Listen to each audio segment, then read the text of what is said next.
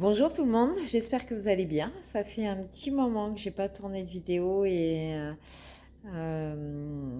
voilà, je suis vraiment désolée. J'ai été beaucoup prise. J'ai eu aussi moi besoin de prendre du recul, de faire une petite pause. Mais je vais bientôt reprendre les escapades de Sandy et vous faire des vidéos sur voilà, des thématiques différentes. Là, je vous fais un petit partage pour vous parler des pensées positives qui sont bien plus difficiles à cultiver, j'ai envie de dire, quotidiennement et de chaque instant. Parce que les pensées négatives sont émises de manière inconsciente. Et si en plus, voilà, on les a alimentées et en tous les cas, on leur a donné un petit peu trop de pouvoir, elles se sont bien installées avec le temps et ça devient, j'ai envie de dire, un réflexe pour l'esprit, en tous les cas, de voir le négatif partout, dans tout. Donc ce que je voulais vous dire, c'est que c'est une question de perception, tout est question de perception de toujours, et que on a la possibilité de cultiver à l'inverse le positif.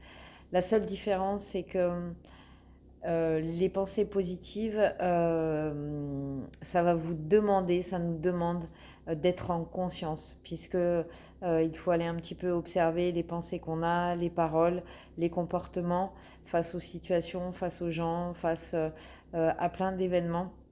Le premier réflexe sera donc la pensée négative, puisqu'elle est inconsciente.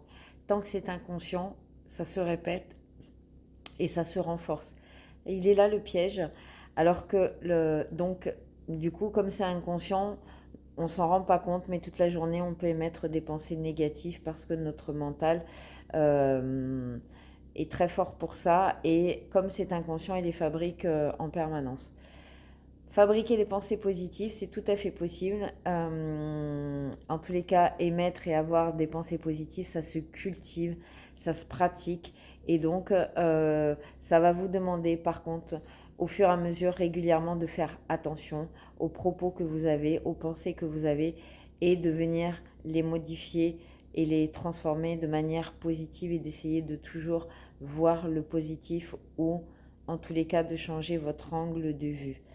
Euh, alors cultiver le positivisme, cultiver la positivité, parce que vous verrez que petit à petit vos énergies vont changer, votre façon de voir les choses va se transformer et donc dans la matière, dans votre vie chaque jour, ça va aussi se transformer et vous allez voir s'il y a des choses qui pesaient, qui étaient récurrentes dans votre vie, elles vont s'améliorer et vous aurez aussi une meilleure énergie.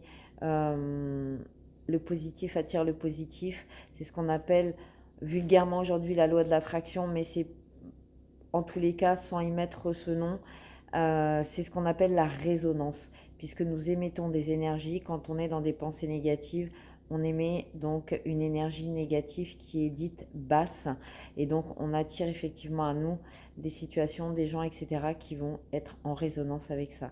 Si on cultive le positif, si on cultive le positivisme dans notre quotidien, eh ben les choses elles s'inversent aussi, puisque par résonance, nous allons attirer, recevoir des choses, des gens positives et des situations. Donc voilà, c'était un petit partage. Mettez du positif dans les plus petites choses, observez-vous et petit à petit vous verrez, vous prendrez l'habitude de ça et vous arriverez à transformer tout ça.